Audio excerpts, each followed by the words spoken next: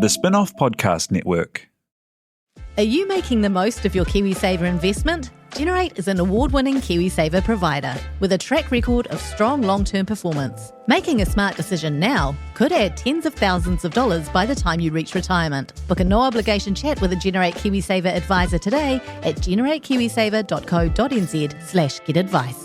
A copy of the product disclosure statement is available at generatekiwisaver.co.nz. The issuer of the scheme is Generate Investment Management Limited, and of course, past performance does not guarantee future returns.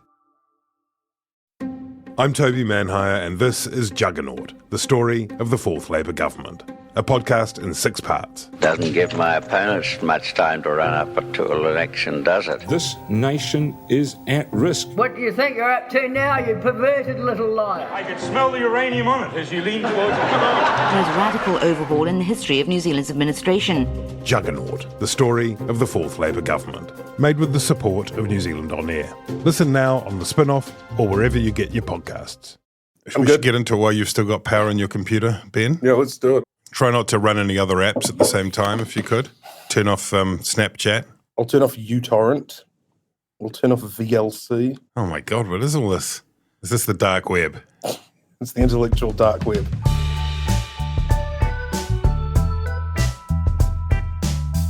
Tēnā koutou katoa, this is Gone By Lunchtime. It is Tuesday, the 5th of March. We're talking about 9:45, and Beverly Mather is here with me, just there. I can see her. Kia ora. Kia ora. Ben Thomas is in Wellington, currently chugging on a large can of soda pop, and excitingly last you said 43% left on your laptop, which you don't have a charger for, Ben. What do you got now? 41. Okay, so we're but really... to be fair, that's probably about 5 minutes. That's probably about 5 minutes. So I think we can. We're good to go. The first 20 takes a long time. The last 40 can go catastrophically quickly. I always think it's good to have some jeopardy, a sense of danger. Yeah, it really, you can tell that the ears are pricking up around the nation as they listen to this podcast, wondering, will Ben make it to the end? He'll probably be cut off mid-extended metaphor. Every political take should be delivered as if it's your last breath and the last opportunity of the public to hear what you have to say. We're going to talk today about Christopher Luxon and the entitlement Premier House debacle, about the burst of activity and urgency in Parliament, about the opposition response, and a word on Grant Robertson. But this morning, Christopher Luxon, as we speak, has flown to Melbourne for a sort of little bonus ASEAN summit that Albanese is hosting. On a commercial flight, he had to go via Auckland because the 757, the NZDF 77, dear old thing, has once again had a little bit of a difficult night. Woke up broken. Just not feeling up to it, frankly. It's broken. It's uninhabitable. It needs maintenance. And what? Do you vipers want him to buy his own seat to Australia? He's saying, are you guys all going to give me a hard time because the taxpayer has paid for my Air New Zealand flight to Melbourne because the state of the plane? I feel sorry for him a bit, like you go promise this new job, exciting new job, big job, Prime Minister of New Zealand, comes with a house and a plane. You walk in, you're right. They're both absolute dogs. No go, no dice. He should go for a low carbon hang glider, I reckon. Yeah. Or just do it all by Zoom from his one of his 4 or 5 houses in Auckland. You know, that's the future, isn't it? Isn't that what we're all doing? That's what you're doing, Ben. How many % have you got, Ben? Still 41. Oh, right. We're rocking. This is good. Let's talk about that then, the Premier House thing. Annabelle, sort of the story began in a way I'd like to think with Usman Khawaja, the Australian opener, lovely man, who told Ben Mackay, Australian Associated Press reporter, during a function at Premier House in the lead up to the first test between New Zealand and Australia at the Basin Reserve, he told him that Christopher Luxon had told him, Khawaja, that the house was condemned, the Premier House was condemned, and then Team Luxon rushed to say, no, we didn't actually say that, we just said that it was getting some maintenance done. It seemed like the truth was somewhere in between, probably that the idea was basically it's uninhabitable. Anyway, then we had the release of the various expenses and claims and whatnot on the part of politicians. Mark Dolder managed to get the story on Friday morning that Christopher Luxon was claiming the housing entitlement, the housing allowance of $52,000 a year. He'd begun claiming that because Premier House just wasn't in a state that he felt that he could live there, though he wanted to live there. As the day wore on, there was various coverage, some of it quite damning, some harks back to old mate Bill English and his situation when he was claiming a housing allowance despite living in his pad in Karori. And then Luxon did a stand-up in Queenstown, little media conference, 3 p.m, and he sort of looked a bit startled, and he made the mistake of using the word entitled about 3,000 or 4,000 times. He said, I'm entitled to my entitlement, much as he's previously said. He said, I'm entitled to my entitlement like everyone else is entitled. Like everyone else, like you and me. Right, well, just like he previously said that it's part of the process of being part of the process, which is it's straightforward. What is wrong with people that they can't see this? Indeed. And this went on 15 minutes. And then he went and got in his car and he was briefed by his advisors. By News Talk ZB, wasn't it? Well, that's right, because come 4:30, I listened back because I wanted to see if there were any talkback callers, like whether it was Colin from Gore who had changed the course of history. There were some texts, but at 4:30, Heather du Plessis-Allen says, we've had the Prime Minister wants to come on and talk about this. So it was by 4:30, the decision had been made. So between 3:15 and 4:30, the decision was made. Christopher Luxon came on and said,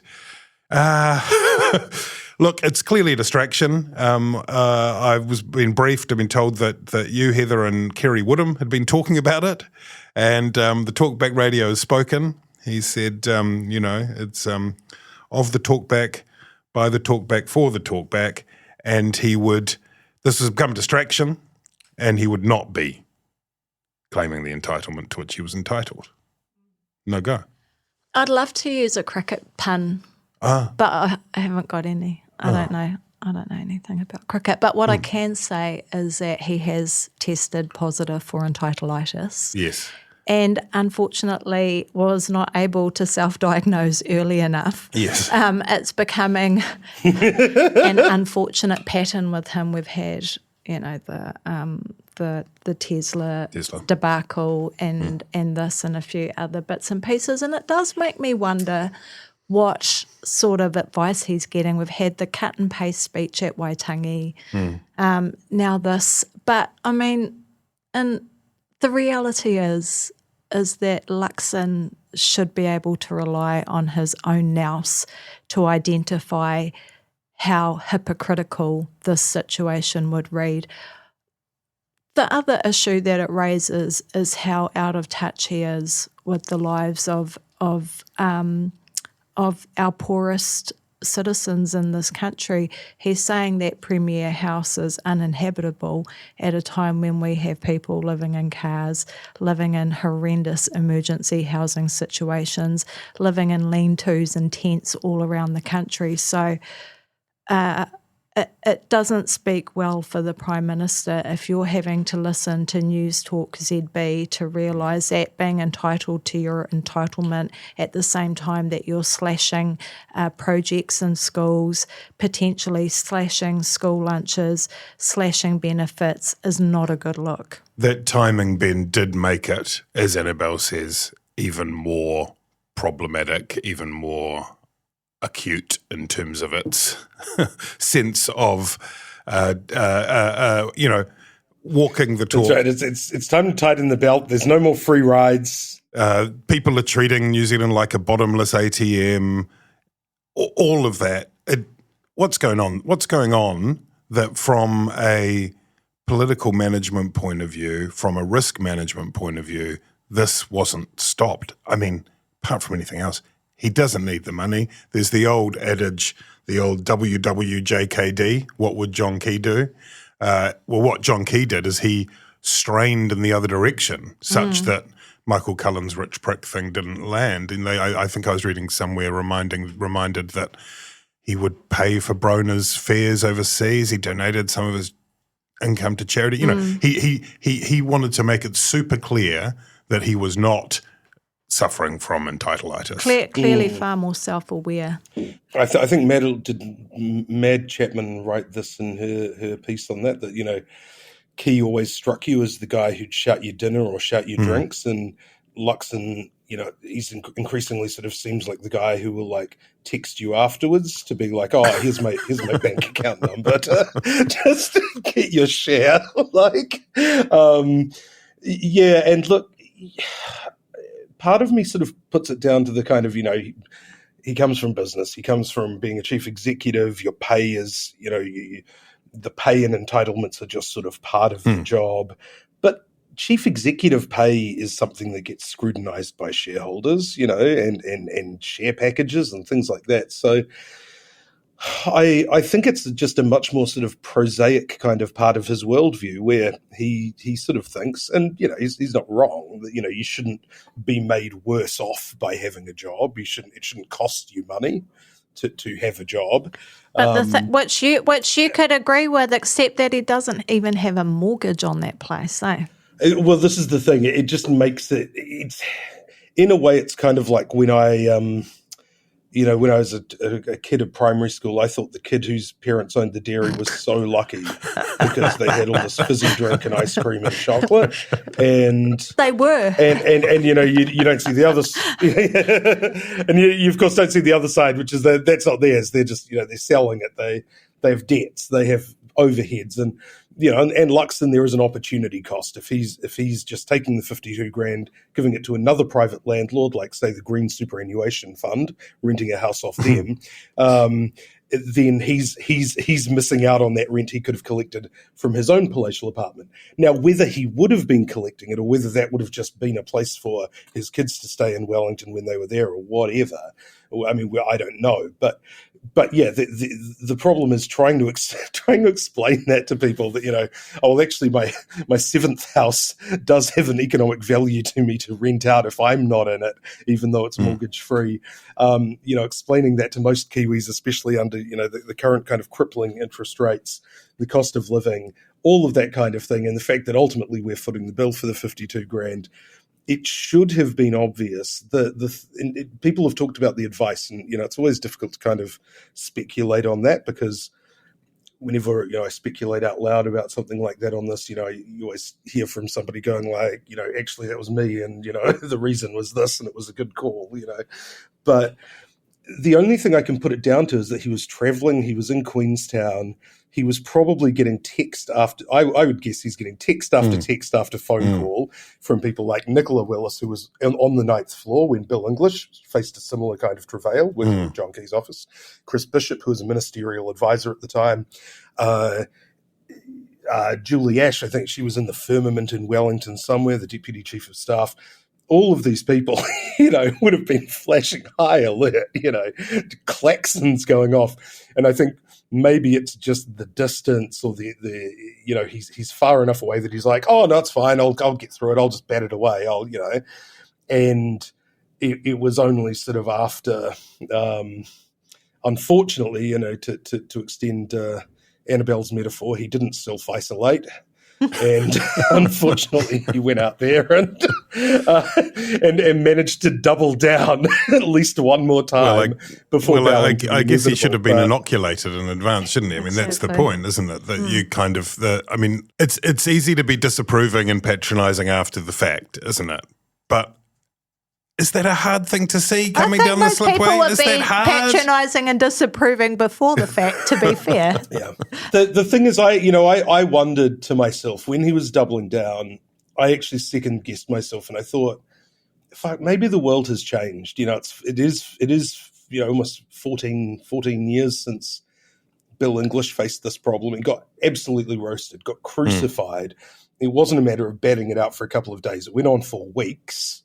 And it was very difficult for Bill, very difficult for his family. It was, you know, people were calling it fraud. You know, things got very heated and nasty. And you could see this going the same way. You know, it's not true. It's not fraudulent. It is an entitlement. But, you know, you could just see it going the same way. And I was like, maybe I'm out of touch. Maybe things have moved on. Maybe attention spans are so different now that he sort of thinks it's kind of the same as the Tesla thing. Just move on, whatever. He was probably in Canada or Chicago, to be fair, Christopher Luxon, when all of that went down. So, there is perhaps a little bit of not having kind of watched the quotidian realities of New Zealand politics along the way. Oh, yeah, but I mean, look, this is the fourth term of the John Key government, in many respects, including a lot of personnel.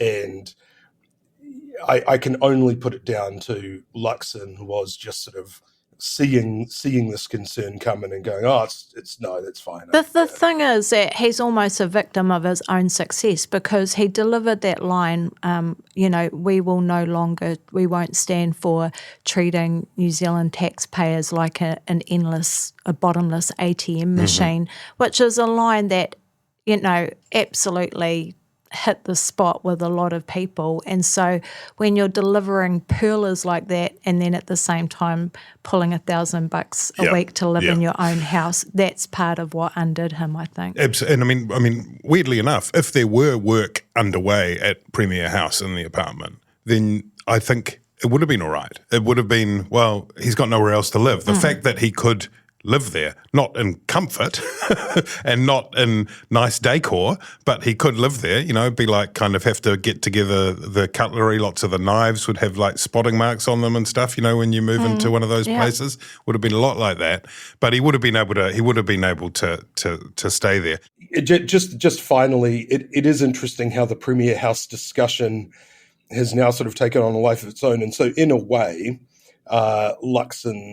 Luxon has succeeded, because now, I saw there was a column by Luke Malpas and stuff in the Post over the weekend saying, who will have which prime minister will have the political courage to create a palace of Versailles for them to live in? This tricky issue of spending $30 million on the prime minister's residence has been ducked for so long. When is somebody going to have the bravery to say, I will spend $30 million on my personal home? God. Bring back Vogel House, I say. Last week in Parliament, it was a real whiplash week. There was a lot of urgency. There was a lot of controversial legislation that was rushed through for all stages at urgency, including the reversal of the smoke-free measures, including the repeal of the Māori Health Authority. All that urgency, Ben, I guess it feels as though in opposition parties say this is completely illegitimate, this is unacceptable, and then in government they go ahead and do it. But was this pushing the kind of boundaries of what's acceptable under urgency? And before you get to that, just quickly, what percentage are you on? We're tracking at 37%. So pretty good. Fine. Good. Okay. Yeah, we could go all day. Okay. Another megapod. Give us a long lesson about the sort of Jeffrey Palmer length answer on this one, please. It is true that every opposition accuses every government of misusing urgency, of using it more than they themselves did in government, and they're usually right. I think criticisms of urgency are often overstated because urgency can mean a couple of different things. Sometimes urgency literally just means it's pretty urgent, so we're going to sit extended hours in Parliament. We're going to sit up until midnight. We're going to sit in the morning. We're even going to sit into Friday, but they conduct the business of the House normally. You've got a bunch of third readings you need done. You've got some committees of the whole House that you want to get all the way through rather than sort of stopping and starting. The urgency that's more concerning from a constitutional point of view is where you do all stages urgency, where you sort of miss bits in between. You do a one-day select committee process or no select committee process. You just introduce the bill and suddenly it's the law. And you don't get the kind of checks and balances, some sort of nominal, like second reading speeches, but some very genuine, like select committee processes and committees of the whole House, where people can really hash out the technicalities and go through sort of, part by part or clause by clause and pull it apart and make sure that it's working to do what it should. And the new government came in for a bit of criticism for doing some of this for the repeal legislation. They repealed the water services entity legislation, the the not as yet in effect resource management replacement legislation. I had some sympathy for them doing that, repealing the fair pay agreement legislation as well, because the arguments for repealing are simply the arguments that they advanced against passing. Yep. Nothing's changed on either score. And very clearly flagged in the campaign on those ones too. So in the campaign, there was a mandate for repealing all these things, especially because for many of them it was two or more of the coalition parties. I think they all said they'd repeal the fair pay agreement stuff. I think they all said they'd repeal the RMA replacement stuff. I think they all said they'd repeal Three Waters. So there you can say, look, there is a democratic mandate. There aren't really that many technicalities around it, although there sort of are administratively for Three Waters and also the RMA stuff. But, you can sort of see the argument there. Here, I think they might be taking it a little far now. There, even with the legalization of pseudoephedrine again, so that you will be able to buy it over the counter. Fantastic, support it wholeheartedly. Probably did need a bit more than 1 day for people to be able to make submissions on it. It is a substantive law change. I think everyone knows their positions on it, or not a law change, but, classification change. And you would think you could probably go through the normal process for this. There doesn't seem to be any harm in doing the normal process, and there seems to be sort of some potential for error, if you start railroading substantive things in through all stages of urgency. So I think they've probably gone a little far here. And then the smokefree reversal stuff too, Annabelle, that wasn't talked about in the campaign. That was a bit of a surprise. And that, among other things, come in the form of the 100-day plan, which is obviously a really useful device if you're looking to signal some urgency both to the public service and to the public, and to kind of set yourself a deadline. But it's almost become something akin to as if it's a constitutional convention or something, which it really isn't. It's a made-up thing. What did you make of all of the activity last week? Well, like Ben says, every time this happens at the start of a new parliament, a new government, the opposition always rails against it and says it is unfair. This time, though, there is actually numbers to back it up. There's a study that's been done, some analysis that shows urgency is usually used to pass about 10 bills during a parliamentary term, and in this case it's been somewhere between 14 and 16 bills that have been passed literally just in the first couple of weeks of Parliament. So, there's fair criticism there. As deplorable as many people will feel that it is that the government has used urgency to disestablish the Māori Health Authority, and there were some really passionate speeches in the House last week, including by Willow Jean Prime against it. It is an issue that the government brought into the election, that they campaigned on, that they have been very vocal on, and the National Party does have a very clear mandate. But I would say that when it comes to bills like the pseudoephedrine bill, which is being brought forward by ACT only won 8% of the vote in the last election, so I don't think that they could make an argument that they have a clear mandate for that legislation, and therefore having a proper parliamentary process around it is, should be something that we can all expect to happen. Similar with the tobacco rollback, this is a New Zealand first piece of legislation. It wasn't fully debated and discussed and campaigned on in a way that most people might expect. And again, they only got 6% of the vote. So I think when you're passing pieces of legislation where there isn't strong public support, and you're bypassing all of the mechanisms that we have in this country to make good law, that's deeply unsettling. And, funnily enough, you could say that this government is the antithesis of the last government, because the last government although they got some stuff done in the first 100 days, they took so long to pass legislation that it's made it so easy for this government to swoop in. I'm sure that people in the media industry would like the fair news trading, digital trading bill to be passed under urgency. Certainly there's a need for it, as we see with the collapse of Newshub, but instead it's being used to bring pseudoephedrine back into our communities. It's strange.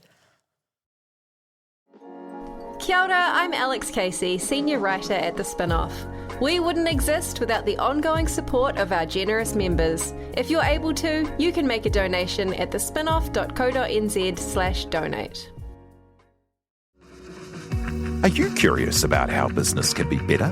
I'm Simon Pound, and I host Business is Boring, a podcast where I kōrero with some of the most interesting people in entrepreneurship, commerce, and making things happen. Tune in to Business is Boring every Tuesday, brought to you by the Spinoff Podcast Network in partnership with Spark Business Lab.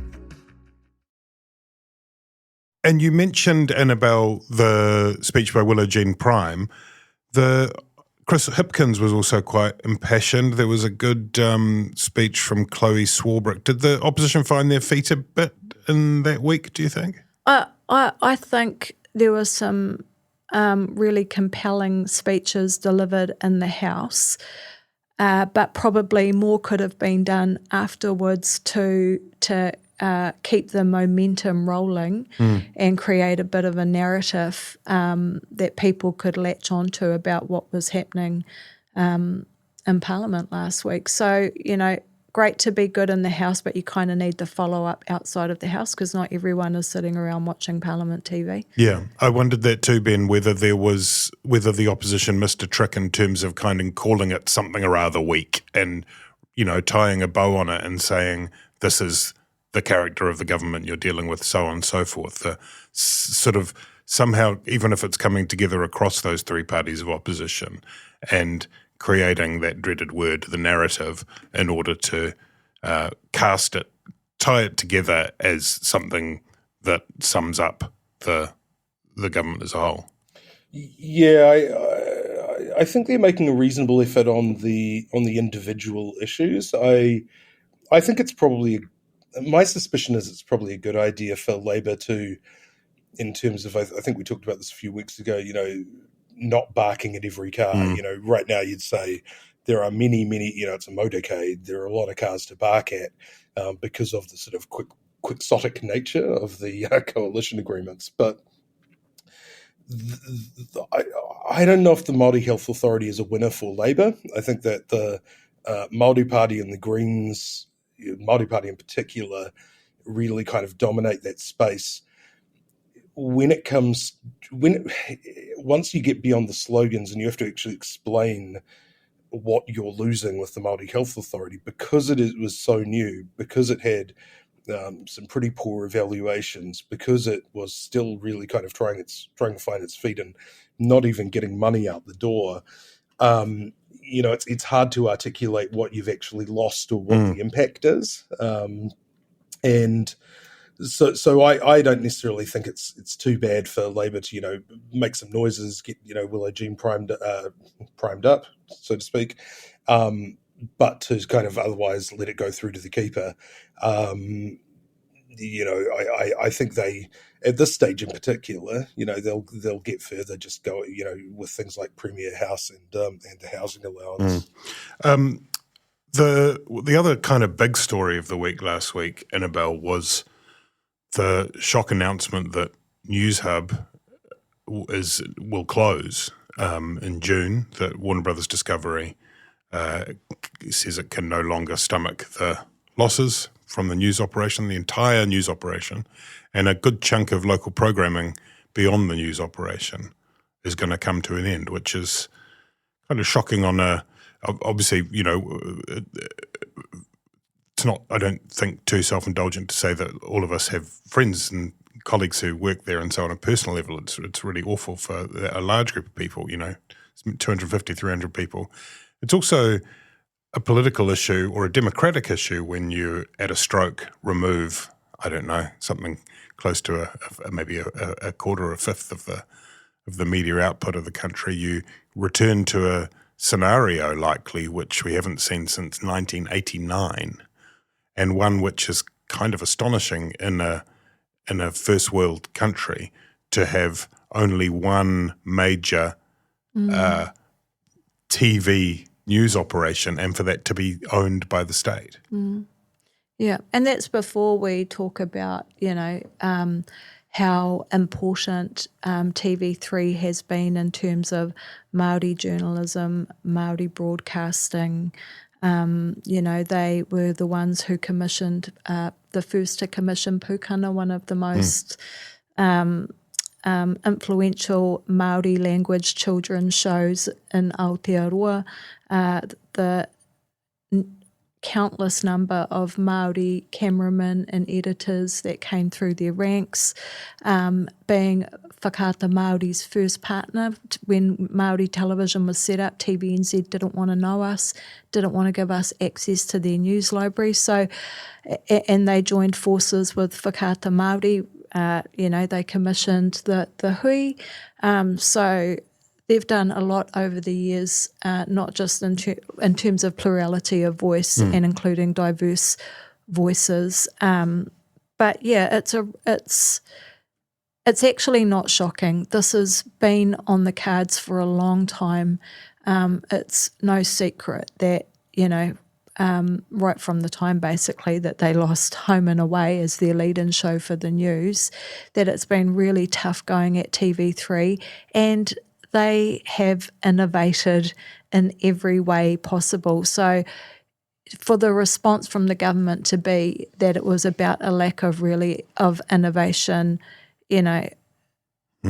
just really smacks hard, because they've actually done an incredible job of innovating, and it's a real concern when we only have one big player where everything is, all of the mechanisms are in their favour, and you have this warped media landscape that we do. At the same time, the government can't bail out Warner Brothers Discovery. This is a huge, multinational company, but I think what they could have done, hindsight is 2020, but when they were buying that company, there should have been a requirement that they are only allowed to do business in this country if they are providing a news service. And why that wasn't built into the agreement when they bought 3, I don't understand. Well, that's why. right. 3 was saved at one point. I think I saw Maurice Williamson reminding us that he pushed through some legislation which allowed foreign companies to buy bandwidth in broadcast bandwidth in New Zealand. So it's interesting that was. There are a lot of countries whereby there are quite particular rules about foreign ownership of media outlets. There's also, when you talk in terms of TVNZ, the loss of competition, which is such an important kind of driving factor.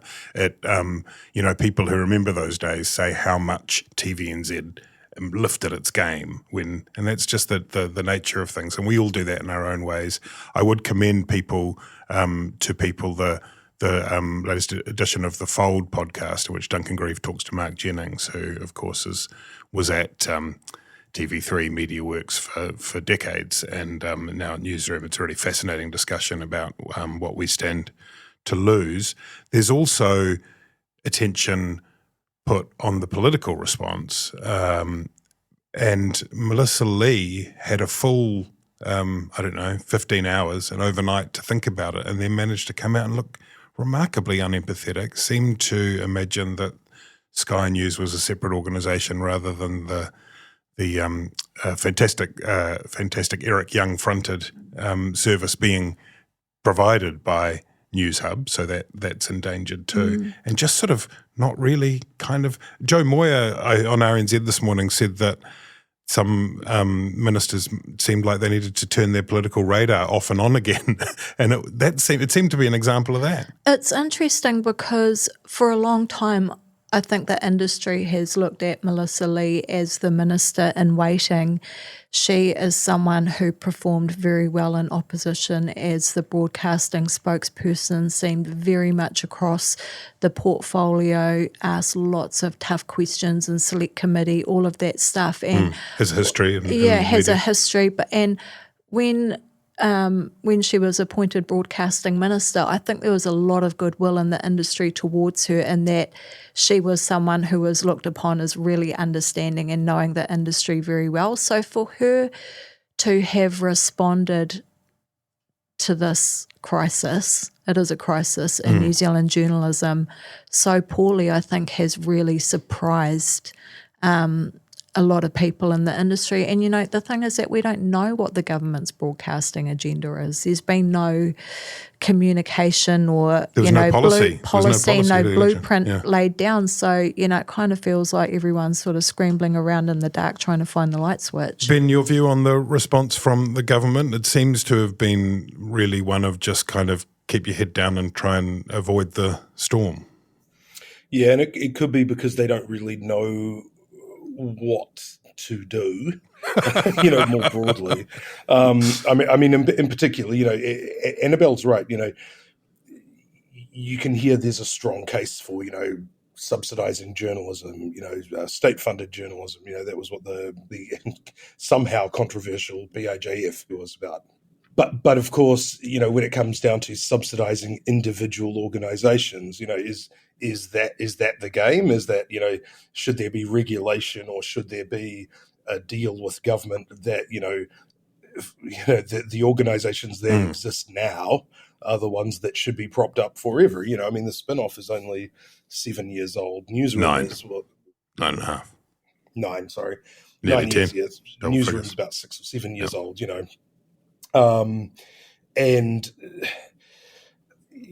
So how do you sort of navigate that? What's the cutoff in terms of size? And in terms of also, this is actually, in terms of plotting their way forward, this is one of the areas where we will see the tension between, the kind of centre-right but very centrist National Party that is nonetheless very constrained by money concerns right now. ACT, which is very hands-off, free market, deregulatory. You've just seen David Seymour, who is as Associate Finance, acts as the shareholding minister for Cordia and for TVNZ. He's floated. Why do we make it so easy for TVNZ? They don't have to return a dividend. So maybe it's turn the screws on them. That'll help competition because they're fine. And New Zealand First, they are much more interventionist. Now, obviously, Winston Peters has his own sort of issues with journalists and journalism, but there was actually quite a bit of stuff about government support for the industry in their manifesto. I mean, there's all sorts of fucking shit in their manifesto. Well, and over the years, it was interesting to see that Peters was able to give far more empathetic responses that seemed, very genuinely invested in the outcome than what Melissa Lee did. I don't understand why she didn't say something like, very saddened to hear the news. I've asked for a meeting with Warner Brothers Discovery. We'll be looking at what we may be able to do to support them. And in the meantime, we really look forward to hearing the submissions on the digital fair trading bill, whatever it's called. Yeah. It's not very hard to come up with an appropriate response when it's Winston, the arch enemy of the media, who's actually being the good cop in this situation. You're like, wow, this is not playing out how I expected it to. He does have almost the quintessential love-hate relationship, doesn't he, with the media? I mean, he hates them and he loves the media, and it's the same. It's two sides, the same coin, really. Yeah, that's right. I mean, Winston couldn't do this theatre without the stage, which is the media, right? Whereas Melissa Lee, I think, should be fine with never being on camera again. Yeah, that right? would be that would be okay. Yeah, they could just issue press releases, and I mean, I don't see what the problem is. The press releases appear on scoop.co.nz. Is that not enough for people of New Zealand? The fair digital news bargaining bill. You mentioned, Annabelle, this does kind of place a little bit of extra attention on that, a bit more urgency in the lowercase u sense. Melissa Lee had said she was opposed to it. She's now sort of sounding a bit more ambivalent. She wants to hear what the Select Committee come up with. My guess is that they will add in some stuff about AI, rightly, in terms of particularly AI's, feeding on the great media output in order to serve its own generative capabilities. Willie Jackson, interestingly, has been kind of more vocal and more visible in the absence of Melissa Lee, but he also has looked a little bit sheepish in terms of not having pushed this bill through earlier, which they really could have done. Do you think this has got now more legs than it did before? Well, I think before most people just didn't care about it because they didn't see it as having any impact on them.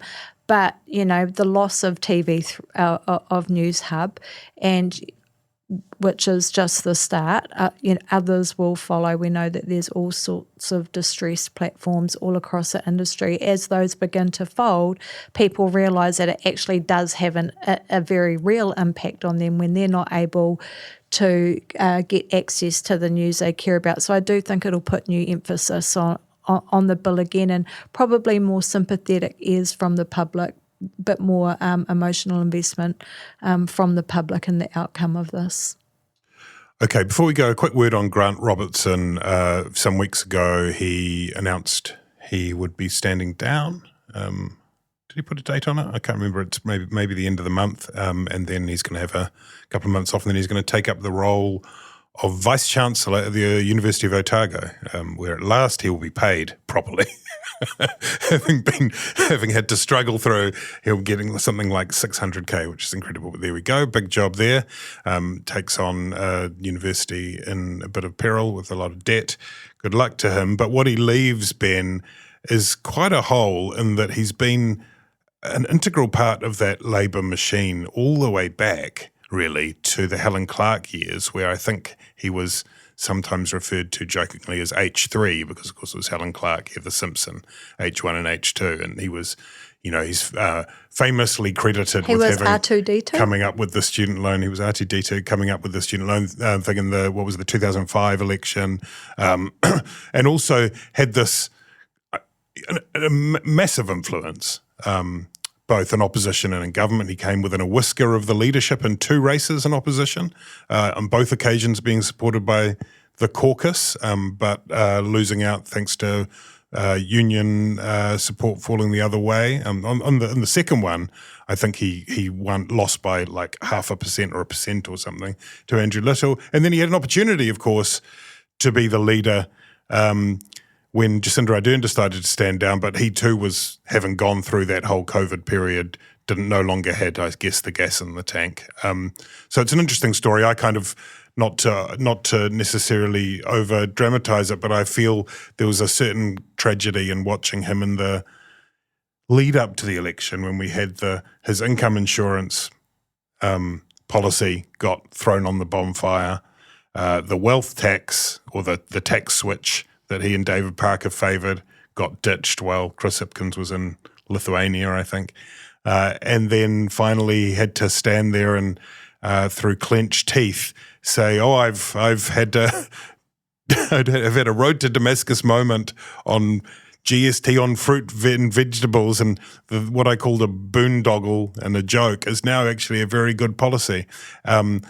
What's your assessment, Ben, of Grant Robertson's contribution also as Finance Minister through that difficult period and the gap he leaves?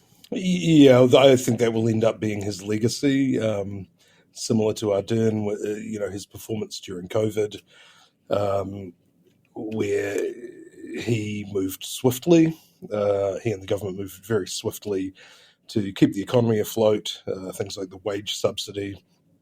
Very easy to criticise these things in hindsight in terms of the sort of scattergun approach, but you got to remember that we were in a period where Treasury were making estimates about GDP impact, and they said, they didn't even know how to approach it. They were just sitting down with spreadsheets and crossing out whole lines of the economy, like tourism and... Yeah, and there were predictions that we could see unemployment of 10%, for example. 30% drop in GDP, that kind of thing. And, while it was catastrophic for some people, particularly self-employed government relations and PR people early on, the economy, actually, did okay. We preserved all the jobs. In the end, there was actually, ridiculous construction inflation because they probably, over-tamped it in terms of, shovel-ready projects and things like that. So, look, he deserves credit for that. Those hard calls that were made at the beginning were, some of the most consequential in New Zealand political history. But yeah, as you said, in terms of the legacy that he probably thought that he would be leaving, not just when he became the finance minister, not just when he was finance minister, but for most of his probably adult life. Probably not the legacy that he was hoping for. Did not manage to get the sort of structural change that Michael Cullen did, with things like KiwiSaver, the super fund, working for families. Did succeed in increasing benefits. He would take personal satisfaction in that. There was a big increase there, big increases in the minimum wage.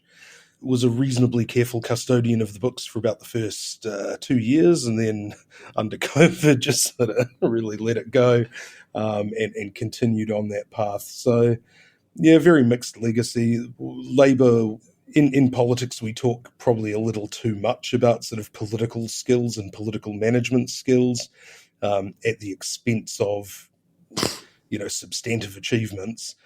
But at the same time, I think what Labour will miss the most about Robertson is his political management skills.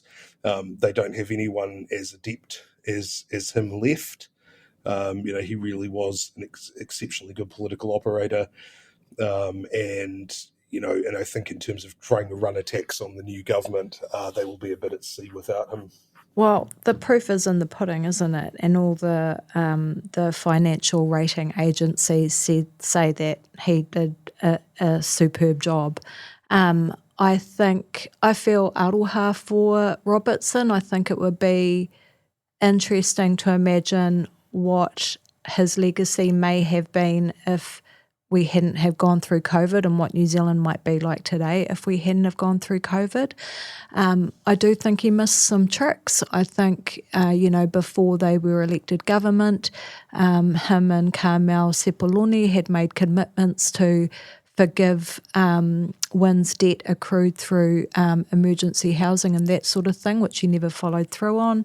I think, some of that money spent on hammer-ready and shovel-ready projects probably could have gone in that direction. But overall, I think he did a pretty remarkable job in an extraordinary period in this country. And I think as time goes by, his legacy will be looked upon more and more favourably, and we'll realise that a lot of the criticism against him and the way he managed the economy during COVID is very much unwarranted.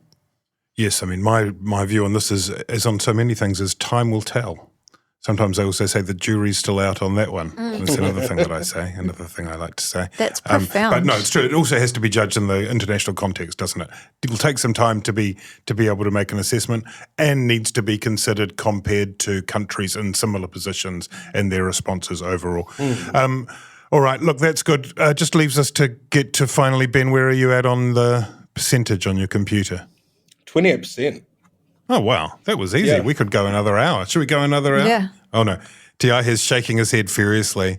He's ready to do another podcast. I'm going to log into Caucus with RNZ. Jump in on them. Yes, good. Thank you all. Thanks, Ben. Thanks, Annabelle. Thanks, T.I. here, and talk soon.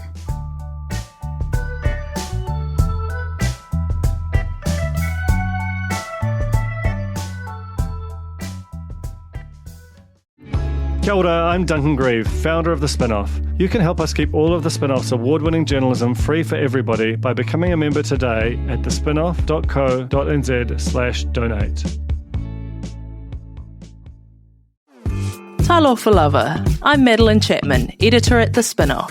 If you have the means, consider supporting our high-quality journalism by becoming a Spinoff member. Sign up now at thespinoff.co.nz/donate. The Spinoff Podcast Network.